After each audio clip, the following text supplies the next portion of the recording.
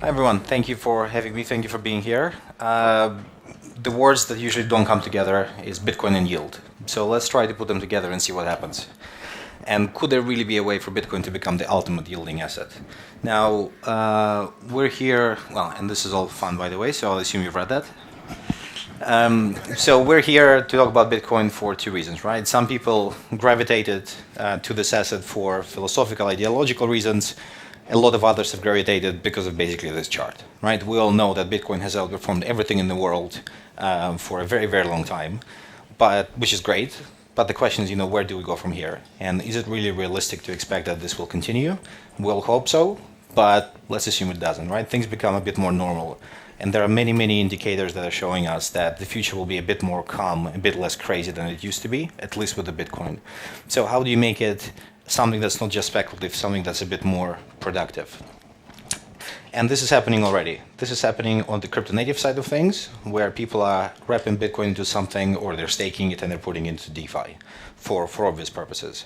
And we have TradFi, who started by selling access to this product through ETFs, and then they've added a little bit of financial engineering, which is called digital asset treasury companies, where basically they're trying to sell 1 unit of Bitcoin for more than one, right? So they're trying to sell at the premium. And this is going to end pretty badly, as things usually do that are not very sustainable. But there is a very clear path that people are trying to do something with this asset to make it productive, to make it useful beyond its original value proposition. So then what is out there, what is available, and how does Starknet come into this? Well, those of you in this room who come from the financial world, you would know that every single investment product or a financial product is just a package of a risk return, right? You take a unit of risk, which is very, very boring, and you get a unit of return in exchange. So what is available to us, right? Our vision is that we're going to have a very similar structure of this asset as to how traditional capital markets work. We have an equivalent of a risk-free rate, and risk-free is always very funny because, Terry used to say it's risk-free, so you need to be very careful with that word.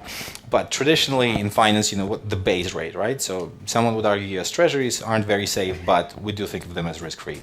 And this is where staking comes in on a chain like Starknet. Then you have the usual DeFi things that you can do. You can do more sophisticated things with, for example, options. And then you have the financial engineering, which in our mind is the least sustainable way of generating yield from this asset.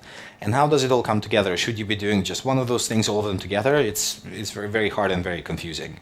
So at Re7, we focus on yield strategies across the whole risk return spectrum. And what we're here to talk about is how does it all come together into something that's available on Starknet in the BTCFi ecosystem of Starknet. Now, we all know how staking works, how LSTs work. We have, at Re7, we've been allocating capital across DeFi, providing liquidity since pretty much day one. And for a long, long time, we've been on the lookout for an ecosystem that allows for the most durable, resilient, and secure way of doing something with your BTC and earning yield. And that's why we're here today to talk about it, specifically with Starknet. All the financial use cases that we love to see, and DeFi yield and speculation and financial applications are really the main product market fit of crypto, no matter whether we love it or not. That's just the reality. And without DeFi, most of us wouldn't be here today. So all the things that you can do on the traditional chains, you will be able to do with wrapped versions of BTC. And obviously staking is highly, highly relevant, where you can do levered looping, you can do LSTs, you can do MMs and all these sorts of things. All of this is in motion, all of this is launching right now, has launched already, will be launching very, very soon.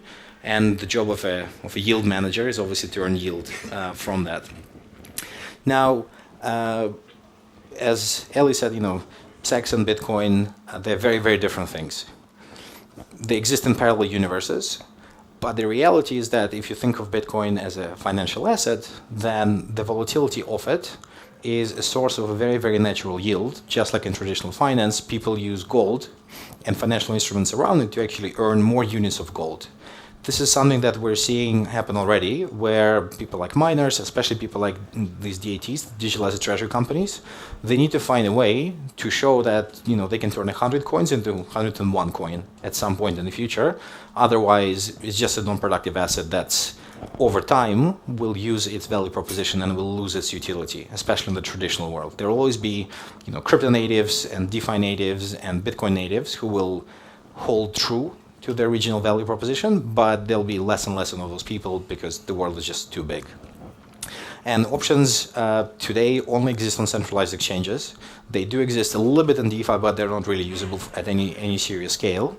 And if you know what to do there, this unlocks a very interesting way of sourcing yield, which is not dependent on short-term rewards, which is not linked to failure of smart contracts, and is very, very kind of isolated from the risks that DeFi presents.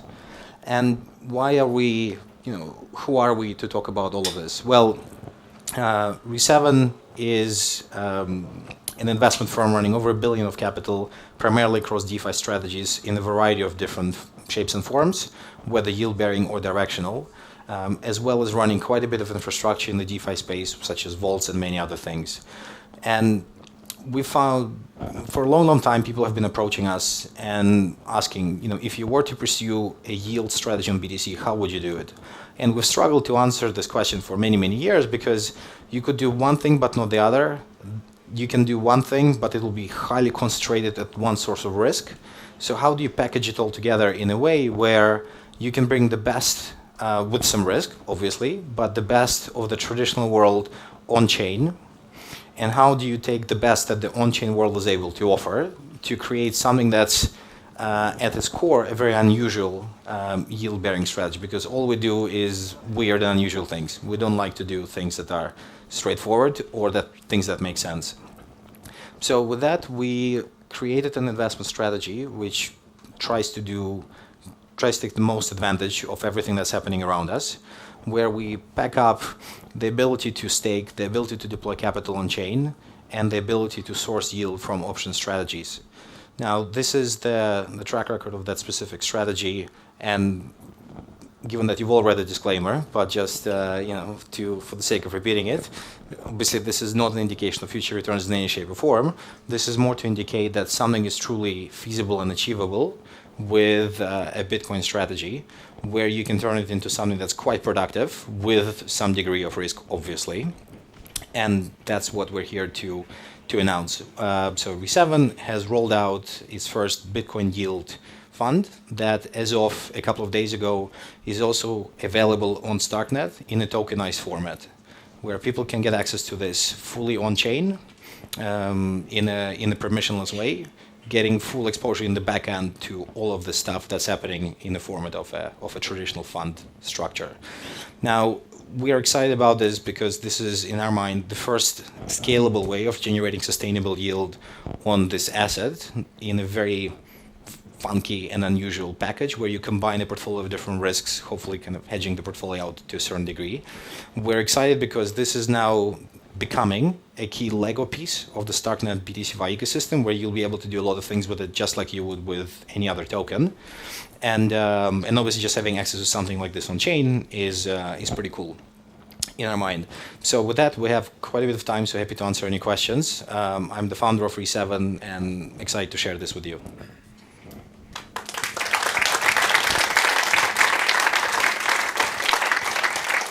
I think you're... The tokenized fund is AAA rated? Sorry. The tokenized... That's a great question. So can I go back? Yeah, so that's a great question. So Re7 has been providing liquidity in DeFi since basically day one, originally with our stablecoin yield fund. And what is the main risk that you take in DeFi? It's obviously smart contract risk. So in order for us to be able to do that, we had to develop a framework that helps us measure, quantify, and manage the risk. So what we've done is we've built a risk rating scoring system for smart contracts, where we look at the DeFi protocol and we say is, triple H will be triple C, and deploy capital accordingly. So the fund is not rated in any shape or form. This is a hedge fund structure. So this is not a, RWA. This is not a treasuries fund. This is just to indicate as to how we think about managing risk within DeFi, because the risk is not financial. The risk is software. The returns are amazing. Congratulations, they're really cool. Are they referenced in dollars or Bitcoin native? This is BTC on BTC. So that's 23% return on BTC. One BTC in, 1.23 Correct. But out. again, not indication of future returns. Yeah. But yeah, great.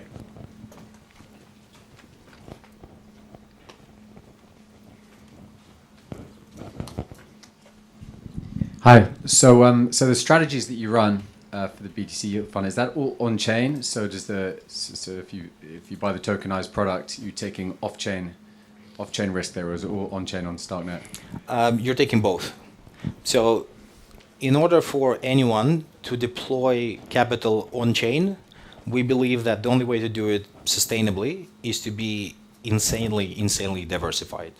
So for example, in our original kind of stablecoin yield fund, at any point in time, we have capital in about 40 DeFi platforms simultaneously, because that's the only way to basically sleep at night. Now, we're not yet at the point where you can have 40 DeFi platforms on Starknet. We'll get there probably by next week, but not just yet. So it's a mix of off and on-chain risk, where some of the capital is sitting on centralized exchanges using it for options strategies, and the rest is on-chain. You said that it was permissionless. How are you dealing with KYC for your LPs? So we're working with a tokenization platform called Midas that have structured it in a way where, not to bore you with all the legal details, where basically we KYC the entity and they issue a debt-like instrument where through that SPV the capital flows into the fund. And effectively it becomes a yield-bearing BTC asset, but obviously with a financial risk packaged in the background.